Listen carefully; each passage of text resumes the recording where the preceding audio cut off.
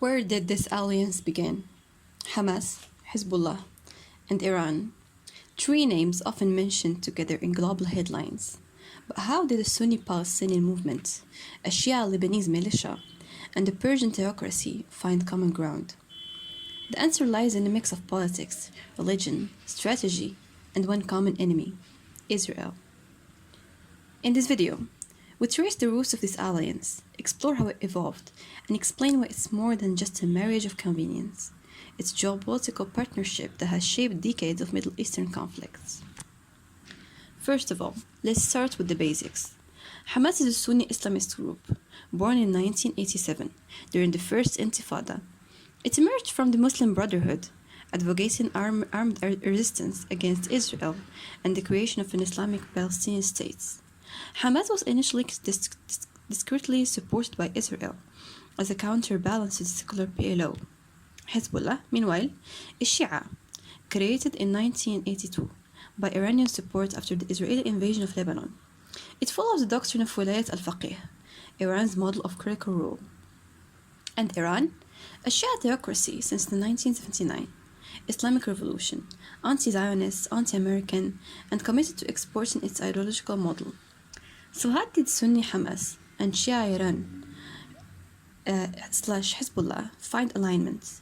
Religiously, they are worlds apart, but geopolitically, they share one goal: resistance against Israel and Western influence. The story begins in the 1980s, during a period of turmoil. Iran had just undergone its Islamic Revolution and was locked in a brutal war with Iraq. Despite being a Shia power, Iran sought to support any movement that opposed Israel. In 1982, after Israel invaded southern Lebanon, Iran deployed IRGC officers to help organize and train Hezbollah. This was Iran's first direct attempt to build a proxy force outside its borders.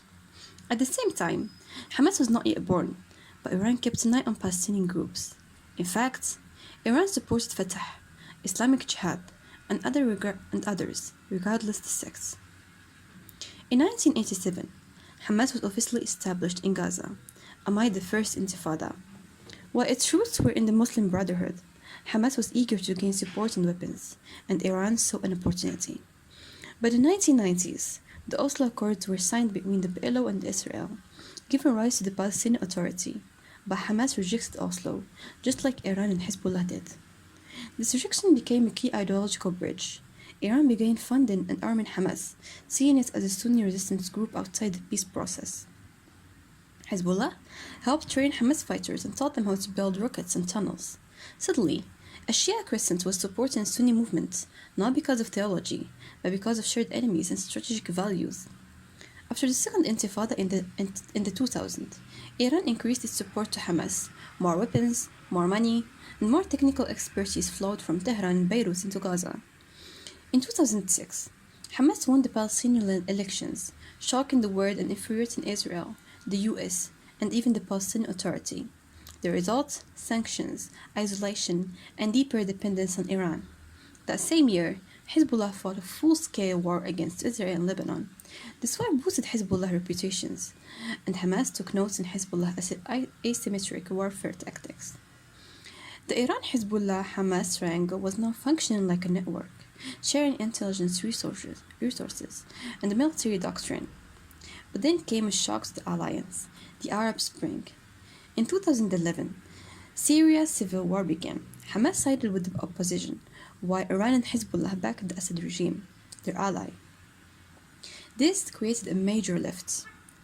Iran cut funding to Hamas for a time. Hezbollah criticized Hamas openly. The alliance looked fragile, but the split was temporary.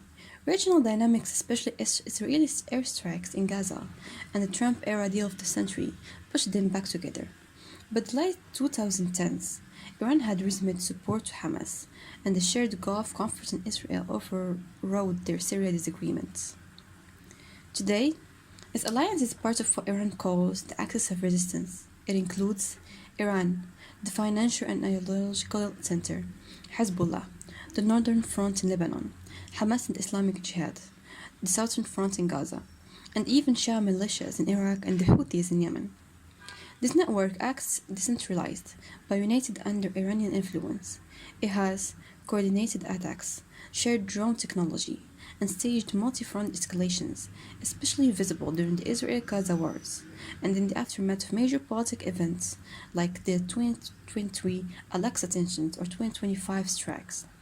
While Hamas is still Sunni and ideologically distinct, it has embraced Iranian support pragmatically. Iran, in return, used Hamas as a southern lever against Israel, bypassing direct confrontation. So, where did this alliance begin? It began not in a shared fate, but in a shared strategy. Iran saw an opportunity to extend its influence by supporting any actor that could weaken Israel. Hezbollah became its loyal proxy. Hamas became its strategic partner. And despite deep sectarian differences, the logic of resistance and the reality of isolation brought them together. This alliance is not just a regional issue, it's reshaping diplomacy, warfare, and the balance of power in the Middle East. The question now isn't how this alliance began, but how far it will go. If you found this helpful, subscribe for more deep dives into history, politics, and the forces shaping our world. And don't forget to watch my YouTube video about the Israel and Iran conflicts. Bye!